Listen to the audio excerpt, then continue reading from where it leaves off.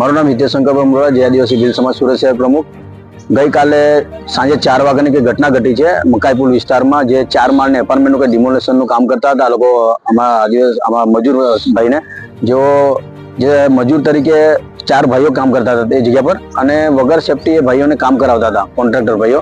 જ્યારે સાંજે 7 વાગે અમારા ગ્રુપ થકી અમને માહિતી મળી, અહીંયા પીએમ રૂમ પાસે, સિવિલ પાસે અમે આવી ગયા હતા.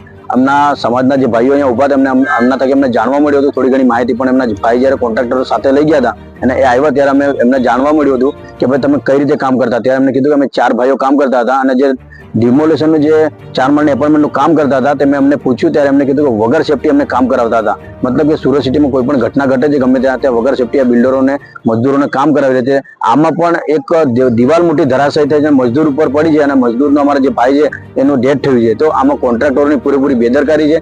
અને જે પણ મકાઈપુર વિસ્તારના આજુબાજુ બનાવ બન્યો છે તો જે પણ પોલીસ સ્ટેશન લાગતું એ પોલીસ સ્ટેશનના વિસ્તારના અમારે એ જ કહેવું છે કે ભાઈ જે પણ પોલીસના હાથમાં બનાવ બન્યો છે એ પોલીસ સ્ટેશનના કોન્ટ્રાક્ટર વિરુદ્ધ, જે સદ્દામભાઈ કરીને છે અને રાજદીપભાઈ કરીને જે કોન્ટ્રાક્ટર છે એમના વિરુદ્ધ બેદરકારીનો ગુનો દાખલ કરે, એ જ અમારા સમાજની આખી માંગણી છે.